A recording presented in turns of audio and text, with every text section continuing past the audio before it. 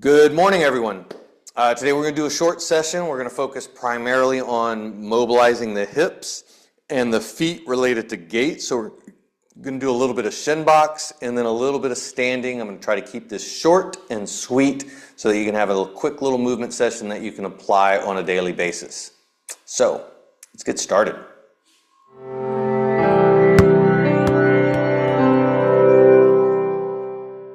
Starting out in our shin box position, want to go ahead and have hands down on the floor behind, nice solid grounding of those hands. And we're going to start out with very simple windshield wipers. Lifting both knees together, keeping the feet in contact with the floor, moving from one side of our shin box to the other. Now, as I move to one side, one hand can come up so that I can turn into it. Then I want to bring that hand back down, nice windshield wiper across. As I get across to the other side, that back hand can come out so I can turn into it. Taking some nice breaths in and out as we move back and forth.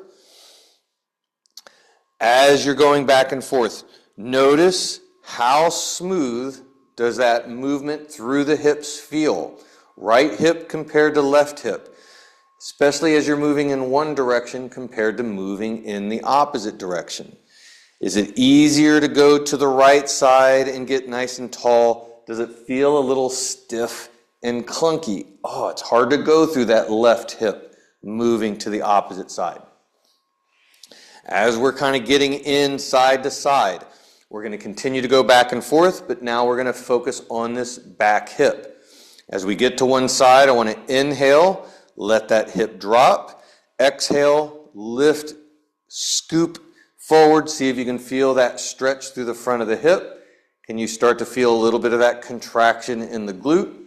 And then as we bring it back, reaching that hip to the floor, hand comes down. We're going to carry it over to the other side.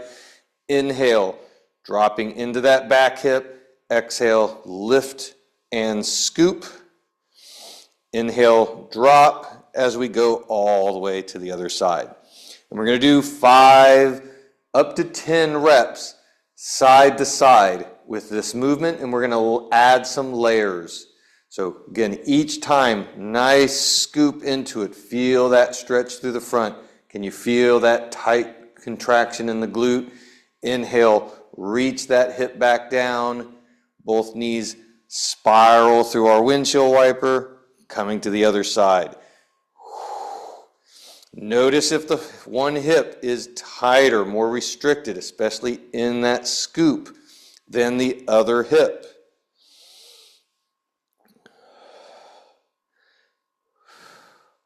As you go side to side, notice if it starts to get a little smoother. Are you able to get a little bit more range on each one?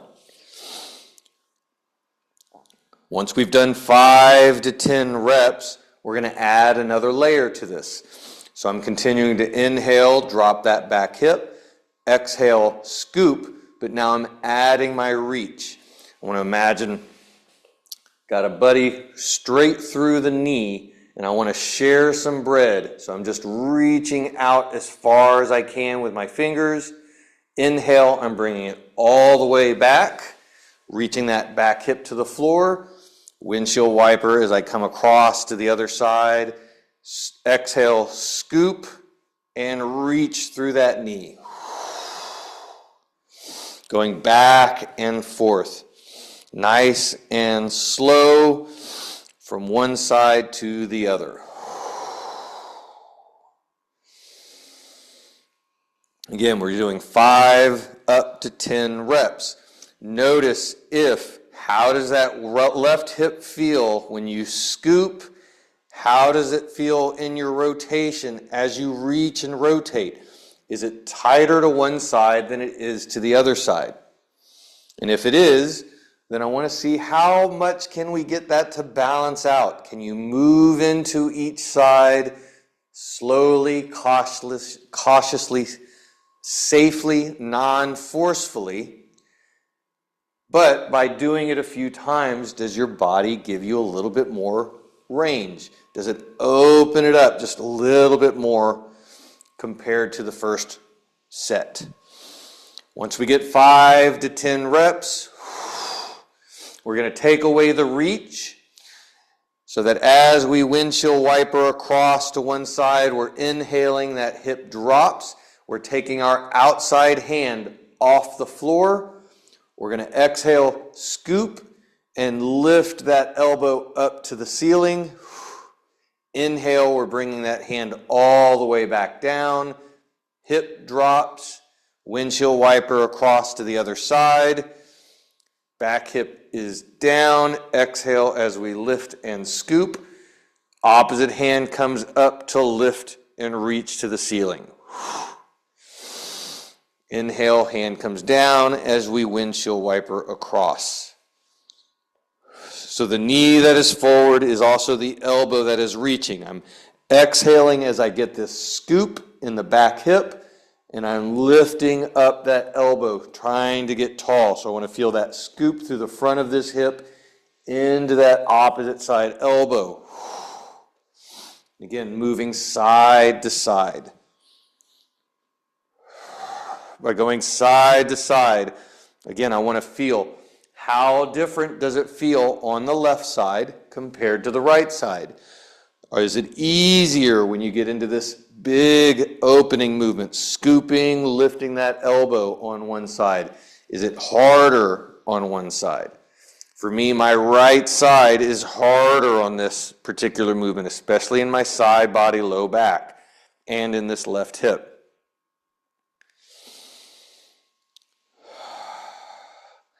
Again, once we get 5 to 10 reps, going nice and slow with our breath. Next, we're going to get into our fold. So as I come across, instead of lifting that outside hand, I'm still inhaling this back hip. I'm going to exhale, scooping it, and now we're folding forward into that front leg, both hands reaching evenly as we exhale. Inhale as we come back up.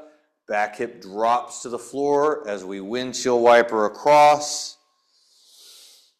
Scoop that back pelvis and reach and fold. Again, going back and forth between one side to the other.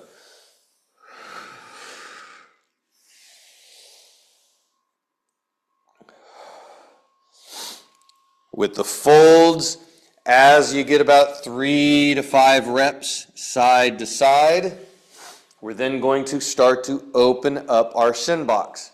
By taking that back leg and sliding it open a little bit more, we're continuing to reach and fold evenly with both hands. Inhale as we bring our back up, bringing that knee in, cross to the other side. Open that back knee up. Same amount, and get that same fold. As we go back and forth, notice, is there a difference in how it feels when you open up that back knee on the right side compared to the left side?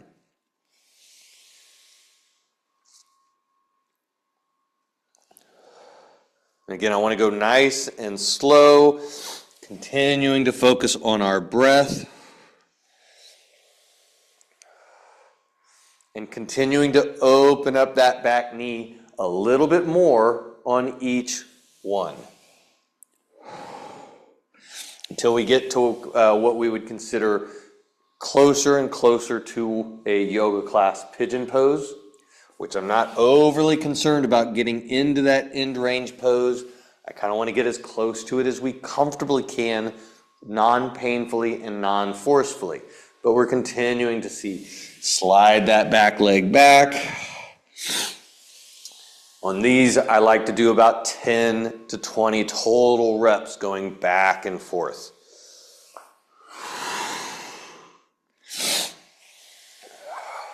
Good. Next, we'll go ahead and we're going to come all the way up into a standing position. From standing, I'm going to suggest having a staff just to have a little bit of extra balance and stability, so that we can do a little bit of our foot mobility work. So I got the staff in my left hand. I'm going to step back with my right foot. So I want to have the staff in the opposite side foot from what is back and behind. And we're going to get into a little bit of foot mobility. So as I step back, I want to keep as much of my weight forward on my front leg. I don't want my weight to shift a whole lot into that back foot. I'm still mostly on that front leg, but I want to find the ball of the big toe all the way out to the ball of the pinky toe. So I'm kind of actively straightening that knee, like I'm trying to reach the back of the knee to the wall behind me. At the same time, I'm reaching towards the floor with the heel. I don't actually want the heel on the floor because that would require me to shift my weight, but I'm reaching to the floor with that heel. From here, we're going to let that knee bend and soften and plant down into the floor with that ball of the big toe, lifting the heel up to the ceiling to feel a little bit of stretch at the ball of the foot, specifically the big toe. Inhale as we actively straighten that knee, reaching the heel back. Exhale as we plant, pushing down into the ball of the foot, driving that knee up. We'll do a good 5 simple reps. As we're doing this, we can change our orientation of our knee. I can roll to the outside ball of the foot, more of the pinky toe. Notice how the knee turns out a little bit as I plant down. That knee is turned out. I can then reach back, turn that knee and rotate it more into the ball of the big toe, and I can keep that knee turned in more so that I'm feeling that more on the big toe. And I can go from one to the other, kind of spiral that knee out, to press out through the ball of the pinky toe, spiral that knee in to press through the ball of the big toe.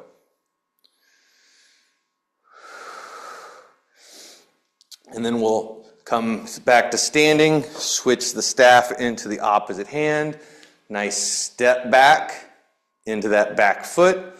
Again, weight is more forward. We're actively straightening that knee like we're trying to touch the wall behind us, reaching the heel down to the floor without actually touching the floor. Exhale, we're bending the knee as we plant the ball of the big toe into the floor, lifting that heel up to the ceiling, and then reaching the heel towards the floor as we actively straighten that knee back. Going back and forth. Nice inhale as we lengthen. Exhale as we plant. Once we get about 5 reps of those, we can come to that spiraling action of the knee. Turn the knee out so that we're planting more through the ball of the pinky toe side of the foot. Actively straighten the knee, reach the heel, turn that knee in, so that we're driving through the ball of the big toe. Going back and forth. Nice spiral out, ball of the pinky toe, spiral in, ball of the big toe. How does it feel on this side compared to the previous side? Is it tighter, more restricted on one foot compared to the other? Once we get balanced out side to side on that, we're going to set the staff to the side, and we're now going to get into a nice wide V position, standing, not sitting. Both toes are facing forward. We want to make sure that the feet are not turning out to the side. And I want to feel that connection through the ball of the big toe and the ball of the pinky toe. So we just worked on loading across the ball of the foot. I want to try to maintain that load and pressure. We're going to sit, sinking our hips to our heels. So we need to feel some weight on the floor with the heels. As we go to one side, actively straight on the opposite side. I want to feel that stretch kind of through the adductors or inner thigh. Coming all the way up at the top. Exhale as we sink across to the other side. Again, active in that foot. I want to make sure that the weight of our hips is moving back into our heels and not sliding forward into the knees. If that knee is shifting forward, it's going to pick your heel up, and you're not going to get that weight in your glute and at your heel. So feel that weight dropping back, loading into the heels as we go side to side. As we move to the side, I want to make sure that foot is not rolling off the floor. We need to maintain contact to the outside ball of the foot, pinky toe, pressing in. The more you do that, you'll feel that arch pop up and a bigger stretch through the inner thigh. The last part we can work on here is glide.